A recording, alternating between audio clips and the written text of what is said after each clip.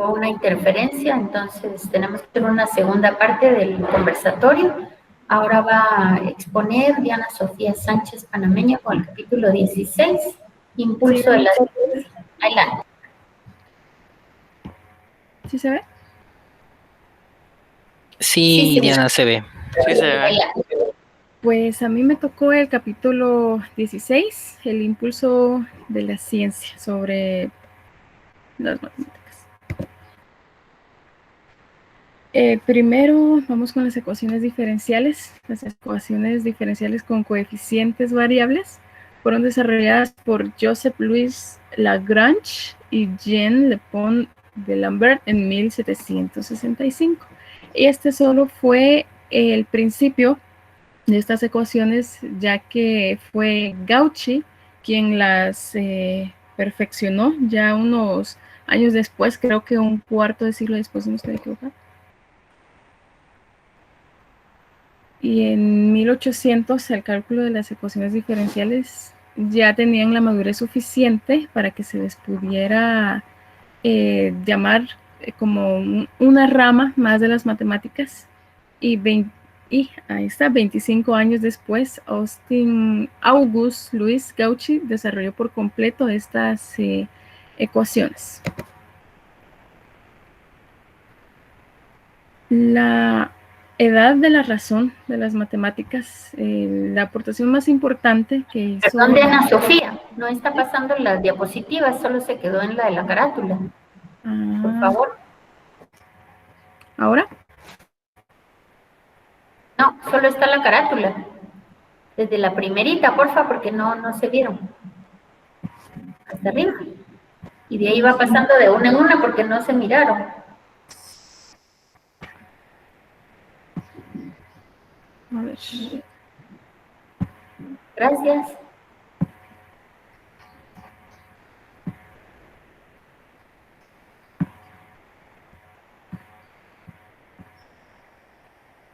Ahora sí.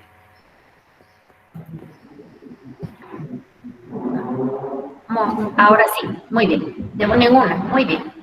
Ubíquese en la segunda. Dele clic. Ahí está. Ahí está.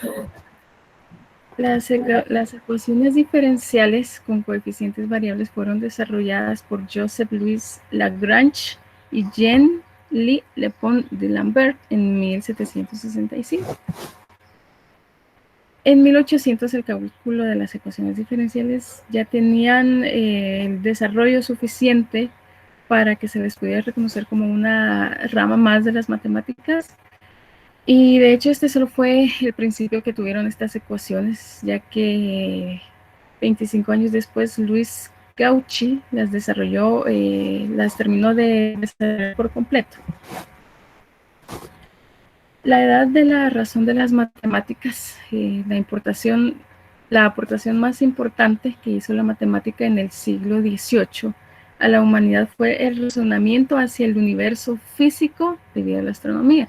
¿Y esto qué quiere decir? De que esto les dio el conocimiento para poder no solo imaginarse unas naves espaciales volando hacia el cielo, sino que fueron surgiendo los conocimientos matemáticos y físicos para hacerlo realidad y no solo imaginarlo. Y todo esto funciona de acuerdo a la ley de la gravedad de Newton. A este siglo también se le llama el siglo de las luces, debido a que en este siglo las ciencias físicas se liberaron de la teología.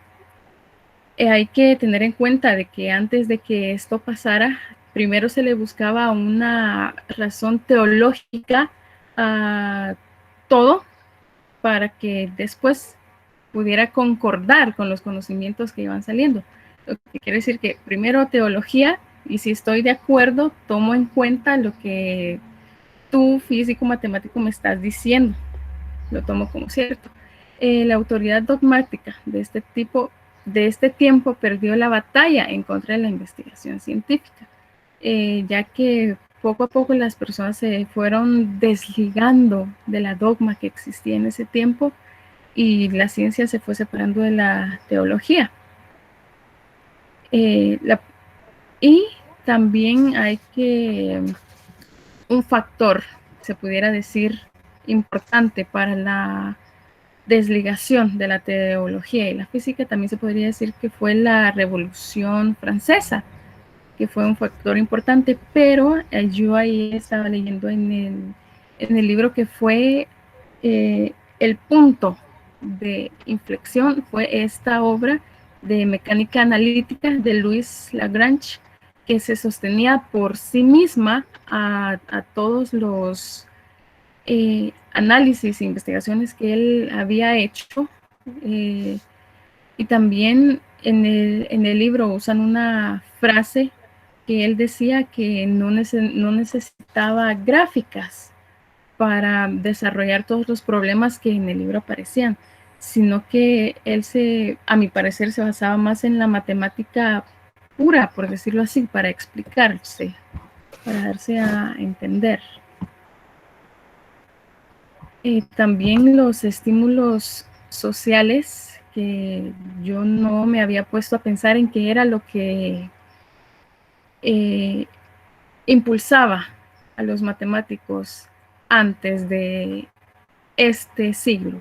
Si hay que buscar un motivo económico, se puede mencionar la política interior y exterior a Federico el Grande de Prusia, Catalina la Grande de Rusia, los reyes de Prusia, Luis XV de Francia y Napoleón Bonaparte.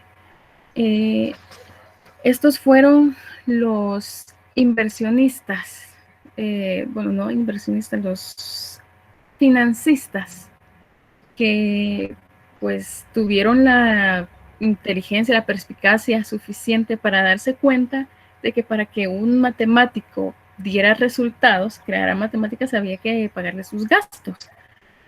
Así como Louis Lagrange fue financiado por la Universidad de Turín, así hay pues muchos otros matemáticos a los que por supuesto tuvieron que haberse financiado de alguna manera, y ya no solo era la pasión por crear matemáticas o por seguir investigando lo que los impulsaba a seguir, sino que también el estímulo económico. Muchos de ellos trabajaron con gobiernos impulsado por la necesidad militar y naval e ingeniería, pues para seguir avanzando en sus investigaciones.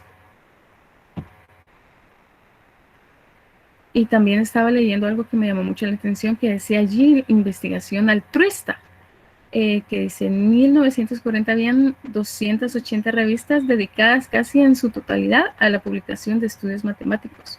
Las fuentes de información aumentaban rápidamente y era fácil poder sostener una revista por sí, difícil poder sostener una revista por sí misma. El matemático promedio se suscribía a tantas como le permite su presupuesto, aunque no todas estuvieran al alcance de sus conocimientos. El apoyo de los suscriptores le daban a los investigadores, es totalmente altruista, porque si nos ponemos a pensar así como decía usted, ingeniera, de que hasta ahora con este libro se va entendiendo muchos de los temas que aparecen aquí, pues también los matemáticos de esa época se suscribían a las revistas bien para seguir aumentando sus conocimientos, aunque no todos fueran de su completo entendimiento.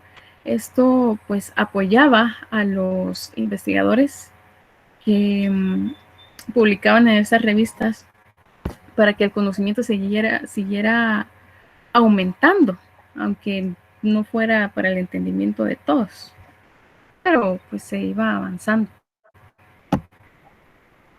Y al estudiar la influencia de la ciencia sobre las matemáticas, hay que recordar que las matemáticas y sus aplicaciones son diferentes, así como en una monografía de física, matemática puede ser solamente un montón de fórmulas y no le veamos un resultado visible, así como estábamos viendo ahora en el plano cartesiano, que sirve para medir distancias. Pues no toda la matemática es así, y también vemos el lado opuesto, que como el cálculo, que se puede usar en diario, como en la contabilidad, por ejemplo. Así como dijo usted, no es lo mismo como resultado que la respuesta, me imagino yo. Y el glosario de las palabras que no conocía. Y me puse a investigar aquí Prusia. Yo nunca lo había escuchado. Y aquí dice que fue un reino en un estado europeo que existió desde 1701 hasta 1718. Y en la actualidad su territorio es de Alemania, Polonia, Dinamarca y Rusia. Fue algo, pues, una cosa nueva que se aprendió. Estuvo bastante interesante este capítulo. Y pues eso es todo. Era un capítulo bastante pequeño también. Gracias. Muchas gracias, Diana Sofía. ¿Quién sigue exponiendo? Adelante, bienvenidos a compartir pantalla y abrir su cámara para que les conozcamos. Adelante. Gracias. Ahorita.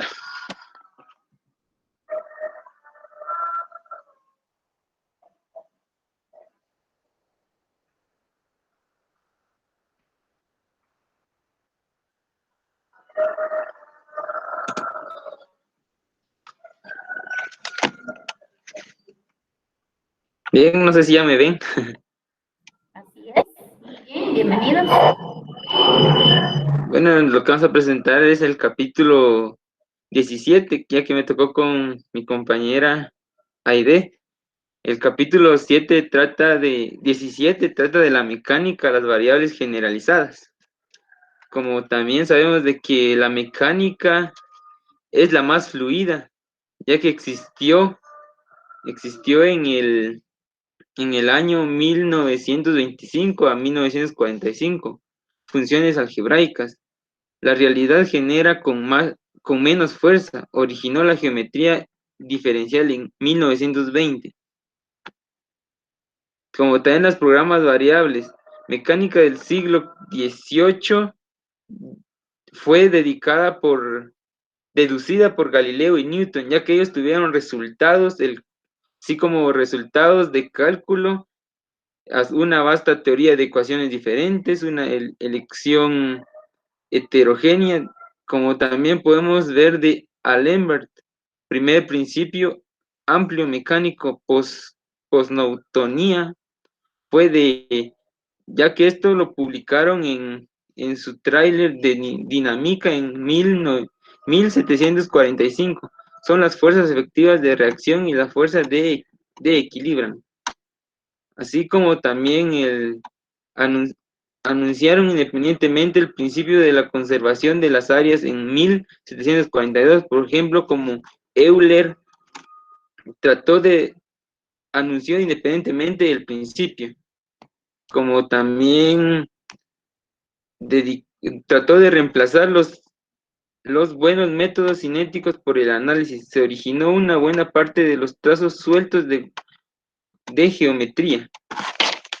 Como también tenemos a Euler en 1736, donde él aplicó la aplicación geométrica, como también Maclaurin en 1742 dio un gran paso hacia un método y llega más allá de Euler.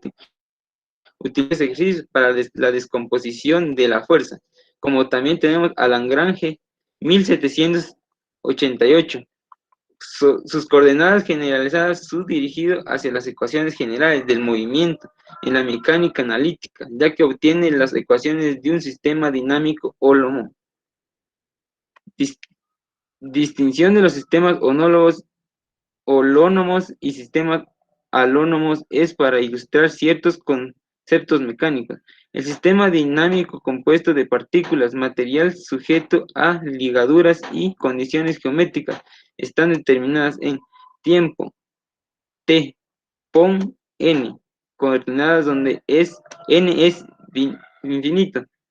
L llevó el nombre de Lagrange, ya que en memoria de él la L significa Lagrange. En este caso es un desplazamiento pequeño. También este es el desplazamiento vital que usaron Tubinus, Descartes y otros. Paso importante que dio la mecánica. Redujo las matemáticas de la estética, redujo la dinámica en un simple tema de cálculos clásico de variaciones, teoremas mecánicos de los siglos XVII y XVIII, que los fenómenos naturales presentan extremos que los principios químicos y mecánicos desde expresarse a máximo y mínimo. Como también había confirmado Huygens del principio óptico de Fernand del tiempo mínimo es válido para medios de refracción evidente con un punto a otro. Como también encontramos a Eulert, es una mecánica, podemos encontrar la dirección general de cálculo de variaciones, los desplazamientos virtuales, fue que logró disolvió el problema de encontrar la curva de Juan Bernoulli, se condujo a la mínima de integrantes. Como también Hamilton completó el proyecto de Euler en año 1837-1835, dio un principio de variaciones, pero los sistemas no conservadores. La dinámica y la transformación de contacto fue implícita en su obra de 1834 a 1835.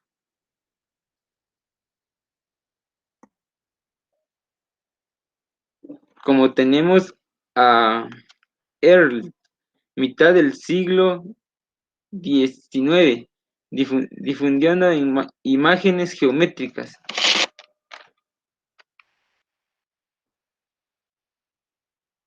Como también Lagrange, lo que consiguió fue bien un tipo científico de matemático, ya que las siguientes técnicas sugeridas nuevas fórmulas de mecánica, geométrica, analítica y Lie.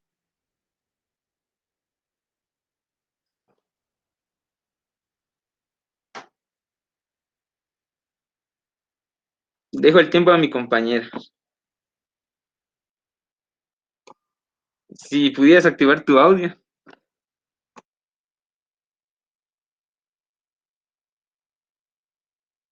Gracias. Ahí está. Lo que originaban las matemáticas eran problemas sobresalientes de la astronomía dinámica. Maupertuis, Euler y sus predecesores creen ver profundidad en la deducción. Las profundidades no son teológicas como en el siglo XVIII. Una teoría física se puede validar un principio de variaciones para demostrar ecuaciones diferenciales. Los principios de cálculos de variaciones en la ciencia son cuando se recuerdan. Otros dicen que los principios de cálculos de variaciones son insuficientes para añadir a la ciencia nada que no se supera, ya que en una forma mejor adaptada al cálculo. Los principios de los cálculos de variaciones en la ciencia son cuando se recuerdan en historia menos antigua. Si la dinámica de Hamilton se hubiera examinado, se hubieran hallado las ondas de Broglie y la mecánica ondulatoria de Schrödinger. Los discípulos de Maupertuis consideran las matemáticas como verdaderas, eternas y necesarias. Las funciones como variables. Los problemas de máximos y mínimos del cálculo diferencial buscan los valores de las variables independientes. Las variables representan números reales. Se necesita determinar una o más funciones incógnitas, de modo que éstas adquieran valores mínimos y máximos. Vemos acá el ejemplo que dice encontrar la curva de menor longitud entre las que se unen a dos puntos fijos. Tenemos las variables x1, y1, x2 y y2.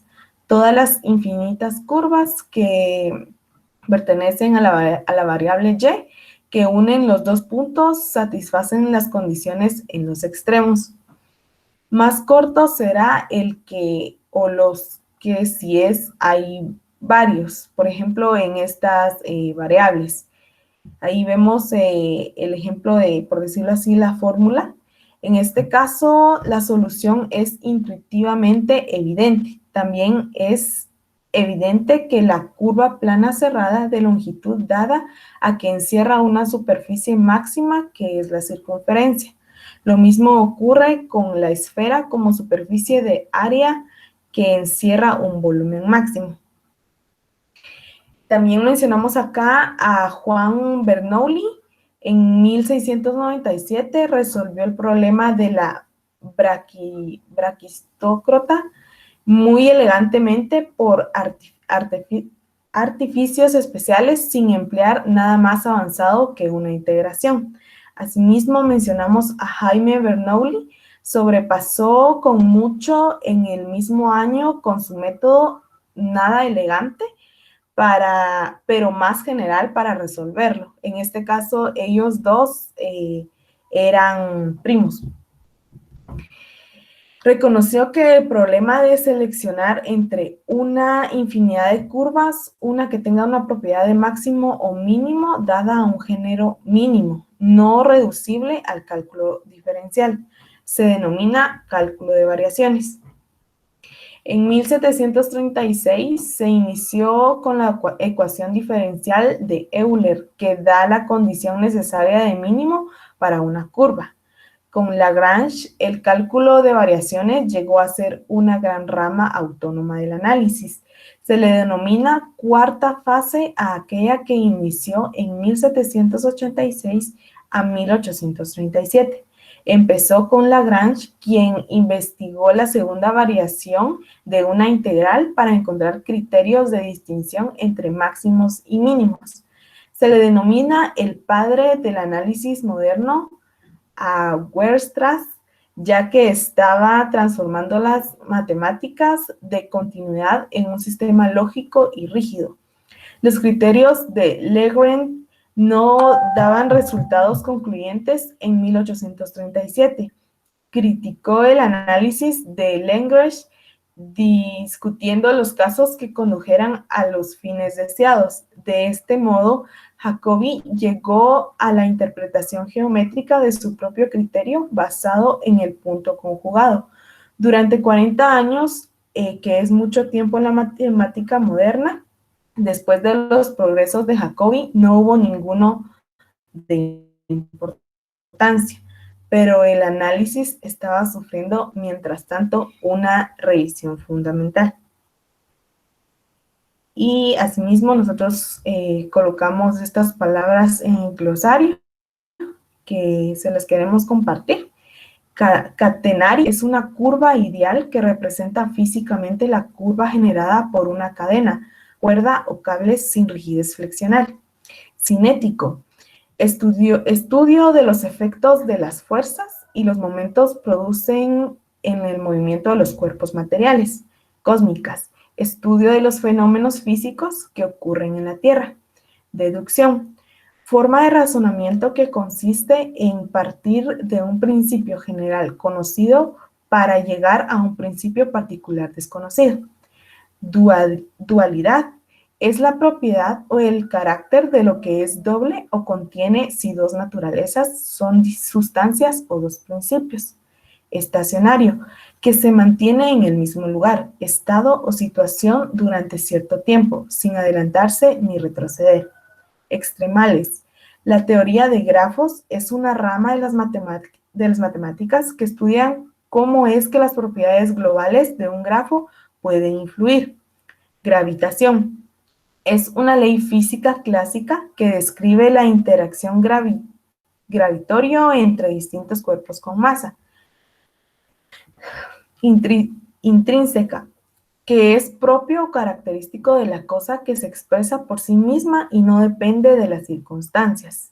Y predecesores es alguien quien estuvo antes que otra persona de una determinada posición. Muchas gracias. Muy bien, jóvenes. ¿Quién más se expone hoy? Felicitaciones. ¿Quién más?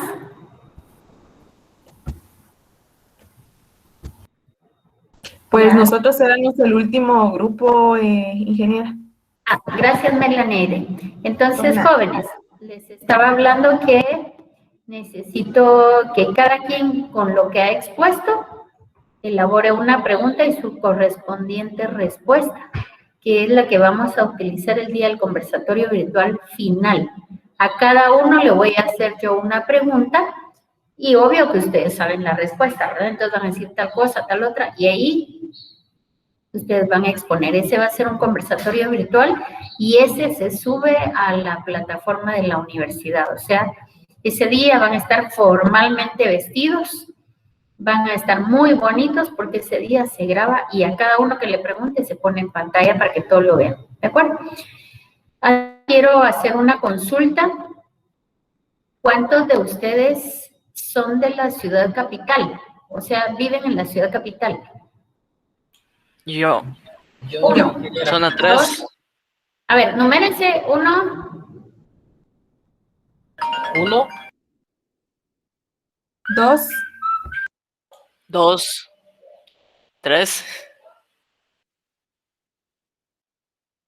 solo 3 son de la capital, los demás son de Antigua. Yo soy de San José Pinula, ingeniera. Y yo soy de Villacanales. yo también Yo soy de Villanueva. Yo también soy de Villanueva. Yo soy de Bien, Misco. pues, ¿de dónde? Yo soy de Misco. De Misco. Bueno. Yo soy de Escuintla. Bueno, fíjense que yo quiero compartirles algo. ¿Me miran? Sí. Quiero compartirles algo. Todos los años que yo he impartido cursos, siempre he realizado un proyecto de responsabilidad social. Entonces, este semestre por pandemia, pues estábamos platicando y ¿qué creen ustedes que podemos hacer? En otras ocasiones hemos visitado hospitales, asilos de ancianos, hemos llevado comida, hemos llevado piñatas, hemos ido a ver, hemos hecho 1000 cosas. Una vez hasta llevamos estudiantina a Antigua Guatemala, un asilo de ancianos. Ahorita por pandemia pues no podemos hacer así una actividad de esa naturaleza. Y a mí se me ocurre, pero escucho las opciones de ustedes, si pudiéramos juntar víveres para compartirlos, digamos, a un grupo de estudiantes de una escuela. Se me ocurre un grado, tiene 30 estudiantes, y pues hacer paquetes de alimentos, así de enlatados y arroz, frijol, azúcar, y compartirlo a esos niños. No sé a ustedes si les parece o no. Quiero escuchar comentarios, porque así, si hacemos eso, en el proyecto de responsabilidad social, eso es una actividad de los estudiantes, o sea, no es mía, sino sería de ustedes, es una sugerencia. Entonces, ustedes son los que se organizan, alguien de ustedes es el encargado de cotizar o prestar su cuenta bancaria, todo el mundo deposita ahí, esta persona compraría las cosas o cada quien llevaría algo para compartir, no sé cómo prefieran, pero pregunto, ¿les agrada la idea, la opción? La colecta tendría que hacerse un domingo por quienes trabajamos, ¿verdad? Entonces tendría que ser domingo en la mañana, traerla al campus central de La Mariano, que sería el único lugar que creo yo que es más accesible a todos, o si ustedes tienen otra idea, pues también escucho. A mí sí me parece bien. Sí me parece buena idea lo que está comentando. Sí, a mí también me parece bien. Entonces, Perdón, Inge, no sé, pensando en este programa que nos está indicando, si va directamente los víveres para los niños, ¿por qué no adjuntarles, si está en nuestras posibilidades, algún tipo de material de apoyo escolar? No sé qué tan viable podría ser. Cuando usted mencionó esto, lo primero que se me ocurrió fue irme un poquito más lejos, irme a Campur, por lo que les pasó a ellos con las inundaciones y todo, y que realmente no hay modo de que el gobierno les esté apoyando. Entonces se me ocurrió ese lugar, pero si usted tiene ya uno también, pues podríamos utilizar ese que nos está indicando, pero mi sugerencia sería, no sé qué tan viable podría ser también colaborar con materiales, cuadernos o calculadoras o cosas así para que ellos también pues puedan tener acceso a sus estudios, a la educación. Ajá, esa sería una sugerencia. Y la otra es que como veo que nosotros estamos en distintos lugares sectorizados, podría ser que los que estamos en la capital nos juntemos ahí en la Mariano del campus central, y los que estén en Antigua, San Lucas, pues abocarse al campus de ahí de Antigua y reunirnos para juntar los víveres. O los compañeros que viven más lejos, como usted mencionaba, que alguien comparta la cuenta, él deposite, se deje la constancia y nosotros compramos ya los víveres de las personas. Creo que serían tal vez las alternativas, pues pienso yo, que podrían como utilizarse. No sé qué pensarán los demás, si hay alguna otra idea. Chicos, les escucho. Vean, estamos ahorita en la semana 7 y esto tenemos 2 semanas para hacerlo. O sea, este sábado que viene es el último día de clases porque el siguiente sábado ya es Semana Santa. Entonces, ¿qué les parece si lo hacemos, si hacemos la contribución? Y yo dejaría, tal vez no 3 lugares, si quieren, por quienes viven en diferentes lugares, tal vez no en Campus Central, tiene razón Edgar, podría ser sobre la calzada Roosevelt, en un lugar ahí que definiéramos un punto para que nos quede como intermedio para los que vienen de afuera y para los que vamos, pues iríamos hacia allá. ¿Les parece? Y debiera hacerse, ¿perdón? Recaudación por medio de redes. Pero no es con todo el mundo, son solo ustedes, nada más. No es publicar, miren, no, solo es la clase. ¿Por qué? Porque ustedes están estudiando en una facultad que está acreditada internacionalmente y uno de los capítulos que tiene esa acreditación es la responsabilidad social. Entonces, cada semestre yo en los distintos salones de clase he hecho un proyecto de responsabilidad social y se me ocurría pues eso de juntar víveres o productos de educación, cuadernos, hojas, lapiceros, lo que ustedes puedan donar y hacerlo antes de Semana Santa. Es decir, tendríamos que hacer la colecta el próximo domingo, sin falta, y una hora que me parece a mí prudente a las 8 de la mañana y poner un punto de reunión. Alguien que viva por la calzada Roosevelt, que pudiera, o sobre la calzada Roosevelt, nos ubicaríamos por ahí en alguna, pues no sé si fuera posible, ¿verdad? Pero así como los que vivimos lejos, se puede hacer lo del depósito. Podrían hacer un depósito, pero necesitaría que alguien nos preste su cuenta para depositar. No les digo la mía porque el proyecto es estudiantes, entonces yo no puedo estar ahí. Y se juntaría todo y se entregaría ya sea a Campuro o a los chicos de esta escuelita que yo había pensado, se entregaría todo y el día de la entrega, si el otro domingo hacemos la colecta, no, Patojos, no puede ser el otro domingo porque el otro lunes ya no hay estudiantes. Tiene que ser mañana. Porque esta semana que viene todavía hay estudiantes. Después viene Semana Santa y ya no podríamos entregarlo. ¿Qué les parece si lo hacemos mañana temprano? Pregunto. 8 o 9 de la mañana nos juntamos en un lugar. ¿Les parece? ¿Cuál sería el plan en sí? Nos juntamos y después de juntarnos, ¿qué es lo que haríamos? Se junta todo y se hacen bolsitas de 29 estudiantes, son 29 estudiantes. Entonces se junta todo y se agrupa en 29 grupos, así valga la redundancia. Todo lo que se junte se pone en bolsitas, en 29 bolsitas, y el lunes quienes puedan acompañar hacen la distribución a la escuelita. Ya, ahora bien, entonces en base a esto, yo creería que es conveniente que hagamos entonces un listado de qué es lo que nosotros vamos a donar para saber directamente qué es lo que se va a llevar en sí y no perder tanto tiempo, considero. ¿Cómo así perder tiempo?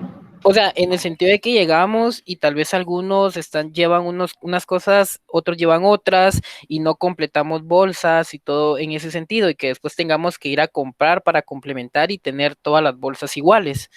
No, Porque no vamos a imagino, buscar bolsas iguales, no. Que no ¿no? sean iguales porque no, porque unos pueden dar frijol, otros pueden dar arroz, otros pueden dar azúcar, otros pueden dar bolsitas de pasta, lo que puedan dar y entonces se hacen bolsitas en bolsas oscuras y se llama a los papás para que se entreguen o se entregan ahí en la escuela para que ellos lo repartan como ustedes quieran y entonces a la suerte, ¿verdad? Porque si esperamos a que sean igualitas va a ser más complicado, creo yo. No sé qué piensan ustedes. ¿O creen que sería mejor todas las bolsitas iguales? Que podría ser otra opción. Sí, sería mejor que fueran todas iguales. Entonces, ¿están de acuerdo con la idea? Sí, yo también me parece buena idea que todas tengan un contenido similar o todo igual. ¿Y les parece